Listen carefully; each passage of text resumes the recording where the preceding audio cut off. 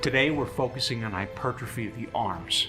That's right, building bigger biceps and triceps. So functional in everyday life, and they're aesthetically pleasing. Not to mention, anytime you build muscle, you're enhancing your health. Muscle helps control blood sugar and body fat. It supports your joints. It helps you build bone.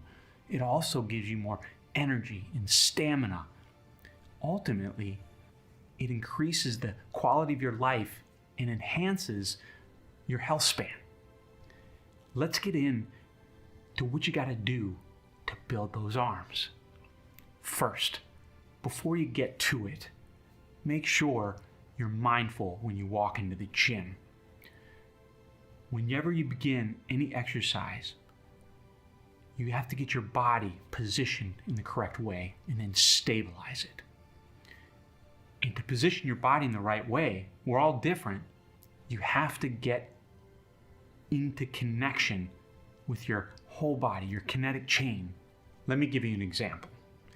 Let's say you're in the gym with your workout partner and you're facing each other. You mirror each other as you do bicep curls.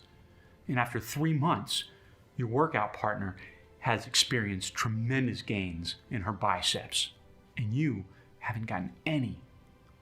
Why is that? You just have poor genetics? Not necessarily. Don't be a victim of your genetics. We all have the ability to build muscle and to optimize our bodies. It all comes down to getting in touch with our bodies.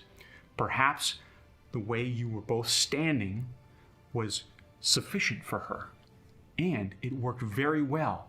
So she was able to isolate her biceps where they took on, say, 80% of the load throughout the duration of the movement.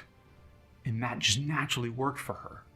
Whereas you were doing it, and maybe your biceps only took on about 40% of the load because your other muscles came in and helped out. So what you got to do is you have to learn to push those other muscles aside and isolate your biceps by adapting and adjusting your positioning and maintaining your stability as you perform your reps. Let's get into specifics how you're going to do that. Make sure the weight you select is not too heavy that it compromises your positioning and your stability. It's imperative that you maintain your form throughout the duration of each movement. Now, each of these tips I'm going to tell you apply to your biceps and triceps. They're antagonist pairs. They work together. When one contracts, the other loosens, relaxes. Also, you need to focus on your shoulders when you're doing biceps and triceps. Keep them stable. They're not moving. They're not helping.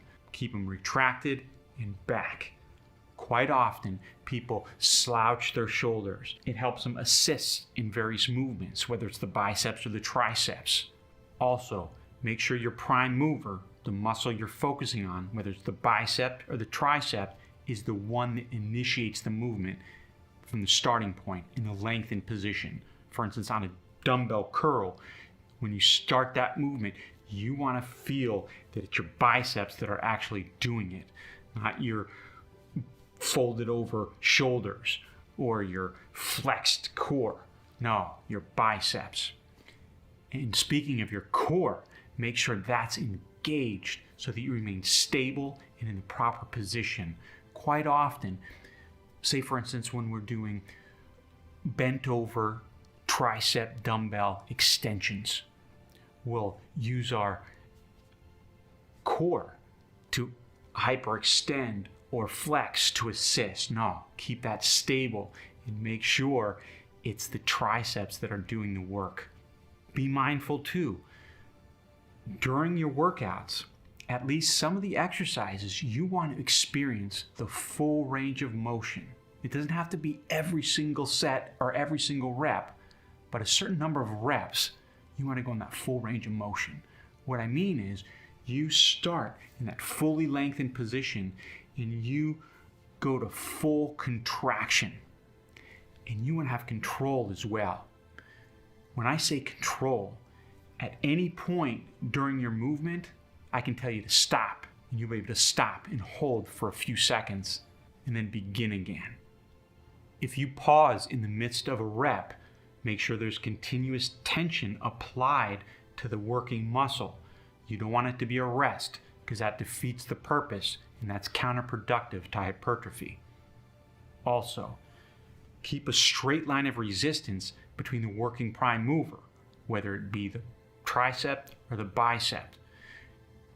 If you falter on a straight line of resistance, if you're externally rotating your shoulders or your core, it's going to compromise the continuous tension on the prime mover. You don't want that. There will be times where you manipulate your external rotation and the range of motion and the path to shock your muscles, but generally speaking, you want to keep them aligned. As you progress, and the more in touch with your body you get, the more fun you can have varying up your exercises. For instance, when you're doing dumbbell bicep curls, you can use supination and pronation to attack the biceps at different angles. On the way up, you're supinating so that the biceps extend outward, and then on the way down, you pronate so they turn inward. And that will put a different emphasis on the stress points of your biceps and stimulate growth. Also, shoulder flexion and shoulder extension can give you different ways to do bicep curls or tricep extensions. For instance, when you're doing a bicep curl, you can flex your shoulders more, and you're in a raised position when you're doing the curls, and you'll feel the stress point at a different part on your bicep.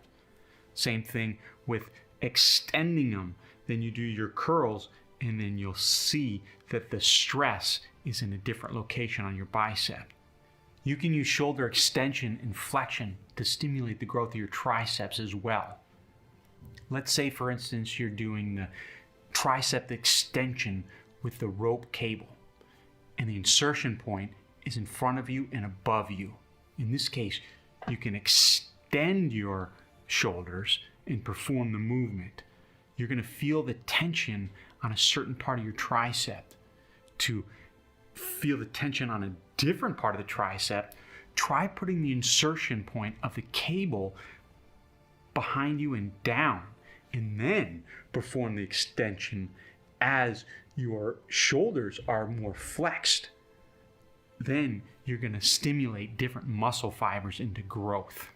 In future episodes, I'll talk about specific exercises to stimulate hypertrophy of the biceps and triceps.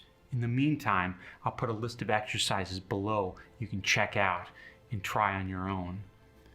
Some takeaways from this episode. Remember, stability in the positioning of your body is crucial.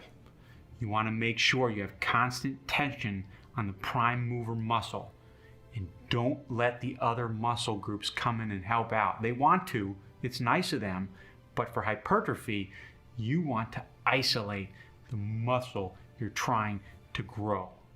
Time for you to get after it. And remember, 3 keys to enhance your growth: frequency, volume, and intensity. Not to mention mindset. You're not a victim. You're capable of more than you think. And your results in the gym, when you push yourself, when you maintain that discipline, that's going to translate into real life. So you can become the best version of yourself every day. I love you.